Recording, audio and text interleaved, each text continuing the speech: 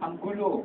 No, yung gulo rito, yung mga, kuminsan may mga bata nagpapatuhan, may mga fraternity, nakakaroon ng rumble.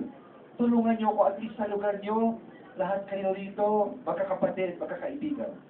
Pangalawa, kuminsan ng mga kababaihan, umuwi ng gabi, kuminsan nababasto sila sa ibang lugar.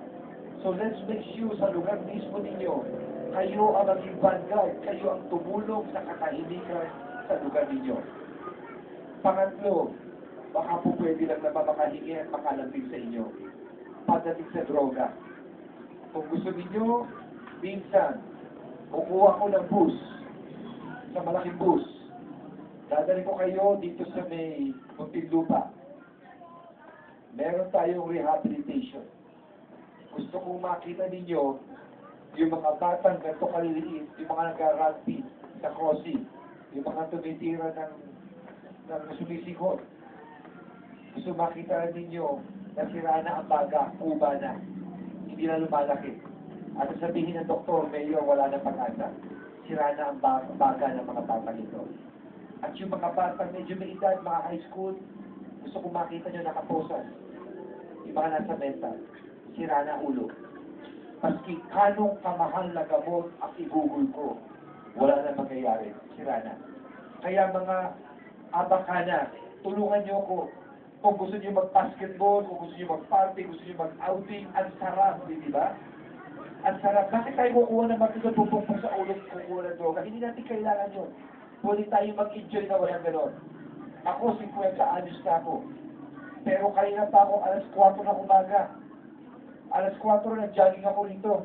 Ewan ko kung nakita niyo yung mga nag-jogging dito. Yun yung kontra-droga. Ha?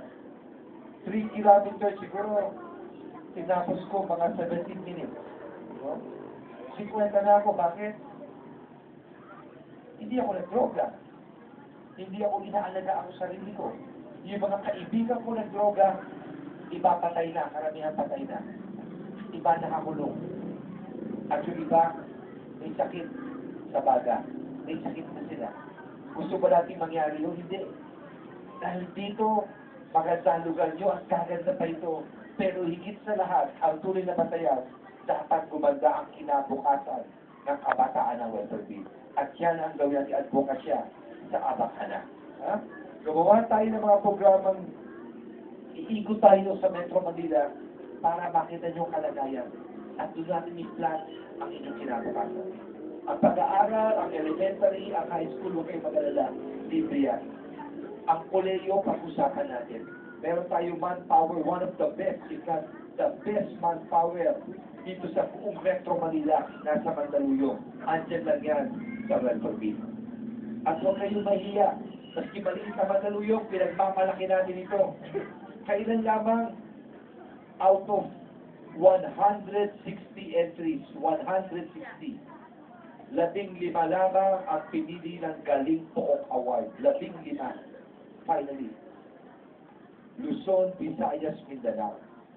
Ang kalaban dito, Valenzuela, Muntinlupa, ano ng mga mayor, gobernador ng Quezon, si Governor Suarez, gobernador ng, ano ba isang, diba? Sarangani, si Mitch Dominguez.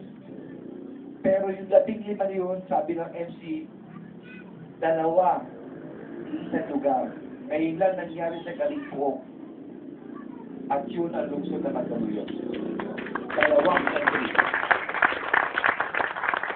Pinakita kanina ni Mr. Habagat yung mga nakalunang kong award nung bata ako. Hindi po DILG ang nag-award sa akin ng anti-drug day. Ang nag-award sa akin ng anti-drug ko, hindi Pilipino, mga Amerikano. Sa Phoenix, Arizona, ang International Narcotic Enforcers. Na-recognize nila ang Oplan Lingap doon.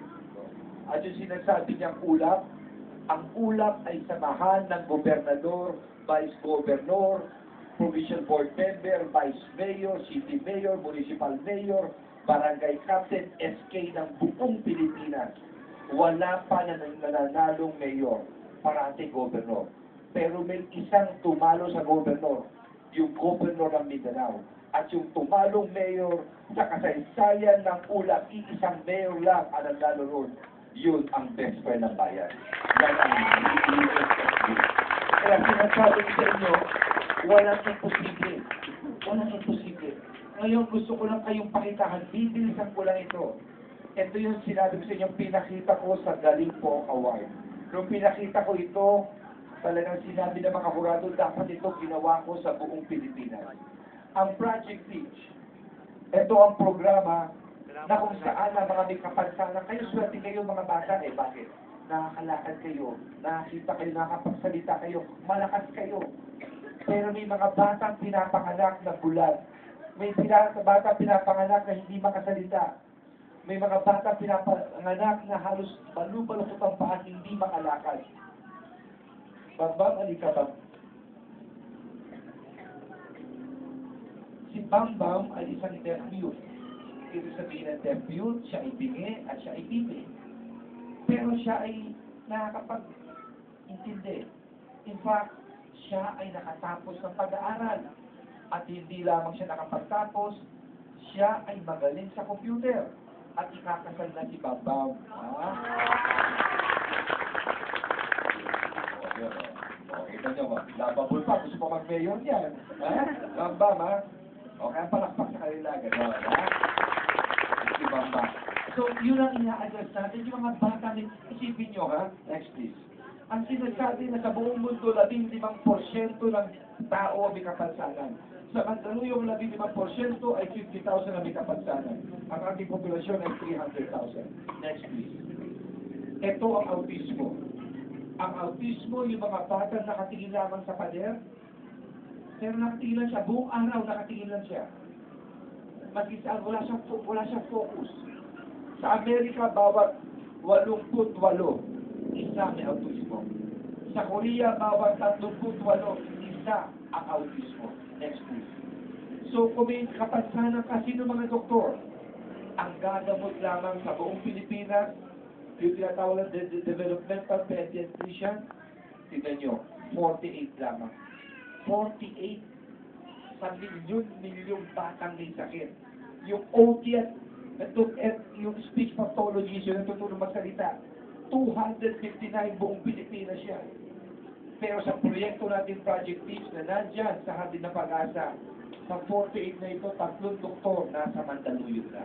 Next please. Kung ikaw ay may sakit at may anak na batang may kapansanan, magkano gastos mo sa taon? Mga therapy lahat, gagastos ka ng 50,000 sa taon. Next please. Paano kung nakatira ka at may anak ka may kapansanan, paano mo mag-didilig ang kanyang sakit na 50,000 na ngayon? So dito tayo gumawa ng programa. Yung mga batang marita na hindi na nababayad ng 50,000, lahat libre na at tutulungan natin. At ito ginawa natin sa welfare bill. Next please. Next. So gumawa tayo, kasama ko mga taga-UST, UP, mga doktor, no? Next please. Next.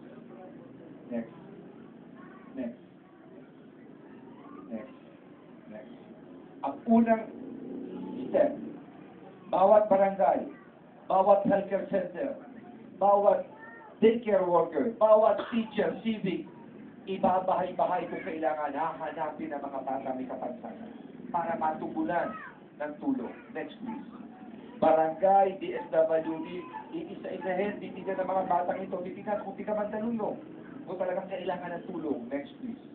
At pagkatapos, papasok ang doktora. Isa siya sa 48 doktor sa buong Pilipinas. 48. Ang hirap nito. Sa iba, isang bisita, binabayad 25,000. Pero sa Mandaluyong, libre ito. Bakit importante ito? Yung ibang bata, akala sakit lamang hindi makapasalita. Hindi nila alam autismo na yun. O, may epekto na pala sa utak. So, importante ang diagnostic. Ito ang evaluation. Next, please. Pagkatapos, ito ang ating programa. Kung kailangan pa operahan, o operahan kagad. Kung kailangan therapy, babahay-bahay. Kung kailangan sa eskwelahan dadalhin, pati vocational, at kung kailangan ihanap ng trabaho, kamukha ni Bambam at iba pa, inahanap natin ng trabaho at may mga counseling. Next, please. Tapos i-monitor sila kasama ang mga magulang. Next please. Next. Pero yung mga bata, si Teacher Karen, tiga-UP siya, kinuha ko siya, 4 years na sa akin, tinuturuan niya ang bata. Habang tinuturuan niya ang magulang, dapat nandyan. Para ang magulang ang gagawin. Tapos, may mga helpers. Next please. At kung hindi kaya magpunta sa center, ang mga batang ito ay pinupuntahan sa bahay. Ang batang ito ay may cerebral palsy, hindi niya maigalaw ang mga kamay niya. Inuulat yan, iniisa-isa, sinatsaga yan araw-araw. Next please. Tapos, mainstream sila, sinasama-sama. Kasi kung dati mo kagad sa eskwela, baka ibuli, kawawa naman yung mga bata. Next. Unti-unti, tinuturuan, pagkatapos turuan, lalagay na sa regular school. Ibig sabihin ng regular, hindi na sila nakakulong dito sa mga eskwelahan nito, sa Haginapagasa, dadali na sila sa Atis, at sa iba-ibang mga eskwela sa ERES. Next please. Ang nailagay namin sa eskwela at sa therapy, 37, ang nasa regular school na. Next. And so, ang mga awards namin, number 1, pinuntahan ko ng mga taga-Quezon City, Marikina at Ginaya. Next please.